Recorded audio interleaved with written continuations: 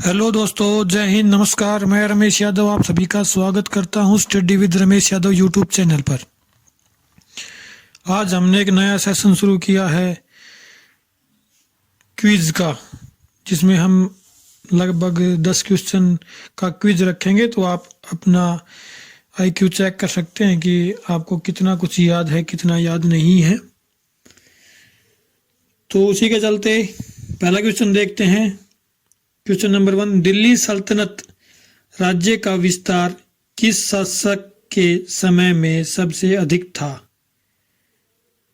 तो आपके पास 5 सेकंड है। इसका राइट आंसर होगा मोहम्मद बिन तुगलक के समय में। नेक्स्ट क्वेश्चन देखते हैं। हजारा राम मंदिर किस विजयनगर शासक के काल में बना था? तो विजयनगर साम्राज्य जो था वो दक्षिण में फैला हुआ था। हरिहर और बुक्का ने इसकी स्थापना की थी, आप सभी को पता होगा। तो हजारा राम मंदिर किसके शासनकाल में बना था, ये क्वेश्चन है। तो आपको 5 सेकंड मिलते हैं। इसका राइट आंसर होगा ऑप्शन सी, कृष्णदेव राय के शासनकाल में। तो कृष्णदेव राय के शासनकाल में हजारा राम मंदिर बना था। विजयनगर साम्राज्य की स्थापना हरिहर और बुक्का 2 भाई थे, इन लोगों ने मिलकर की थी। नेक्स्ट क्वेश्चन है, अकबर ने दस्तूर उल अमल की घोषणा कब की थी? तो अकबर ने इसकी घोषणा की थी। पहला क्वेश्चन तो यही बनता है कि दस्तूर उल अमल की घोषणा किसने की? तो अकबर ने की, अकबर के शासनकाल में हुई। तो ये घोषणा कब की गई थी? तो इसका राइट आंसर हम बताएंगे। 5 सेकंड का समय है, आप सोचिए। इसका राइट आंसर होगा 1582 में। तो 1582 में दस्तूर उल अमल की घोषणा अकबर के द्वारा की गई थी। चलिए नेक्स्ट क्वेश्चन देखते हैं। नेक्स्ट क्वेश्चन है, अशोक द्वारा उत्कीर्ण कराए गए किस अभिलेख से कलिंग विजय का उल्लेख मिलता है? तो कलिंग का जो युद्ध हुआ था वो बहुत ही बड़ा युद्ध था। उसके बाद अशोक ने युद्ध को छोड़ दिया था और धम्म की नीति अपनाई थी, बौद्ध धर्म अपना लिया था अशोक ने। तो उसका उल्लेख कहाँ मिलता है, किस अभिलेख में मिलता है, कौन से अभिलेख में मिलता है? तो आपको 5 सेकंड का समय मिलता है, आप सोचिए। तो इसका राइट आंसर होगा 13वें अभिलेख में। ऑप्शन 2, 13वें अभिलेख में अशोक के कलिंग विजय का उल्लेख मिलता है। तो चलिए नेक्स्ट क्वेश्चन देखते हैं। अगला क्वेश्चन है, किसके शासनकाल में मुगल चित्रकला अपने चरमोत्कर्ष पर थी? चित्रकथा की जगह चित्रकला कर लेना, ये टाइपिंग में थोड़ा मिस्टेक हो गया। तो किसके शासनकाल में मुगल चित्रकला अपने चरमोत्कर्ष पर थी? भाई सबसे चरम सीमा पे, पीक पॉइंट पे थी। तो आप सोचिए, 5 सेकंड का समय है आपके पास।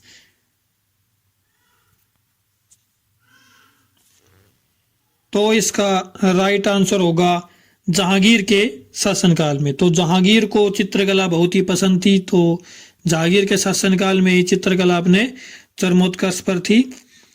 हम अगर स्थापत्य कला की बात करें तो शाहजहां के काल में स्थापत्य कला अपने चरमोत्कर्ष पर थी, सबसे ऊपर थी स्थापत्य कला शाहजहां के शासनकाल में।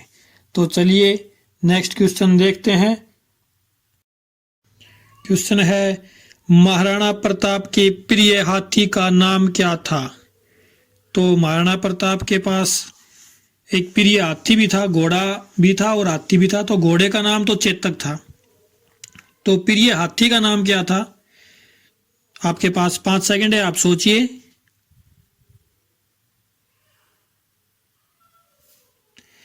तो इसका राइट आंसर है राम प्रसाद। तो महाराणा प्रताप के पास जो हाथी था उसका नाम राम प्रसाद था और जो घोड़ा था उसका नाम चेतक था। अकबर ने जब महाराणा प्रताप पे विजय हासिल कर ली तो उस हाथी को भी महाराणा प्रताप ने कैद कर लिया और उसका नाम प्रिय प्रसाद रखा था महाराणा अकबर ने। तो अकबर ने महाराणा प्रताप के हाथी का क्या नाम रखा, ये भी क्वेश्चन बन सकता है। तो प्रिय प्रसाद हाथी का नाम रखा था। तो ये भी इंपॉर्टेंट है, दोनों चीजें याद होनी चाहिए। तो चलिए आगे चलते हैं, नेक्स्ट क्वेश्चन देखते हैं। नेक्स्ट क्वेश्चन है, अकबर काल में रामायण का फारसी में अनुवाद किसने किया? तो अकबर के पास नवरत्न थे, आपको पता ही होगा। तो उन नवरत्नों में से एक थे जिन्होंने रामायण का फारसी में अनुवाद किया था। तो आपके पास 5 सेकंड का समय है, आप सोचिए।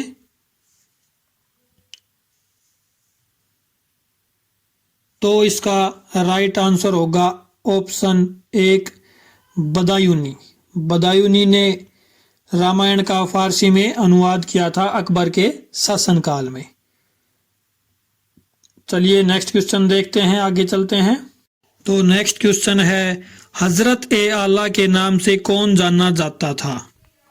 हजरत ए आला के नाम से कौन जाना जाता था? तो आपके पास 5 सेकंड का समय है, आप सोचिए कि इसका आंसर क्या हो सकता है।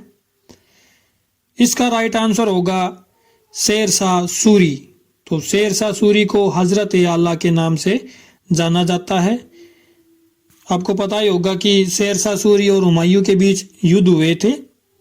तो पहले तो शेरशाह सूरी ने हुमायूं को हरा दिया था, उसके बाद शेरशाह सूरी मर गए थे और हुमायूं ने दोबारा अपने साम्राज्य को हासिल कर लिया था।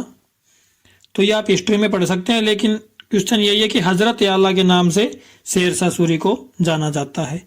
चलिए नेक्स्ट क्वेश्चन देखते हैं। नेक्स्ट क्वेश्चन है, मध्यकालीन शासकों में से किसने सर्वप्रथम होली उत्सव में भाग लिया?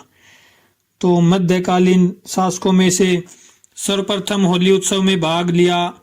आपके पास 5 सेकंड का समय है, आप सोचिए। इसका राइट आंसर होगा मोहम्मद बिन तुगलक। ऑप्शन 1 मोहम्मद बिन तुगलक ने सबसे पहले होली उत्सव में भाग लिया था। तो इंपॉर्टेंट बनता है क्वेश्चन। चलिए नेक्स्ट क्वेश्चन देखते हैं। अगला क्वेश्चन है, सोने का टंका चलाने वाला दिल्ली का प्रथम सुल्तान कौन था? तो सोने का टंका जैसे अपनी मुद्राएं होती हैं, मुद्रा चलाने वाला दिल्ली का प्रथम सुल्तान कौन था? तो आपके पास 5 सेकंड है, आप सोच सकते हैं।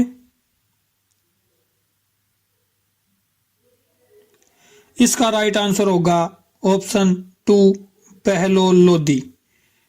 ये इसका राइट आंसर होगा, सोने का टंका चलाने वाला दिल्ली का प्रथम सुल्तान। तो ये थी आज की क्लास। उम्मीद करता हूँ आपको पसंद आई होगी और इसी प्रकार से हम क्विज लेते रहेंगे।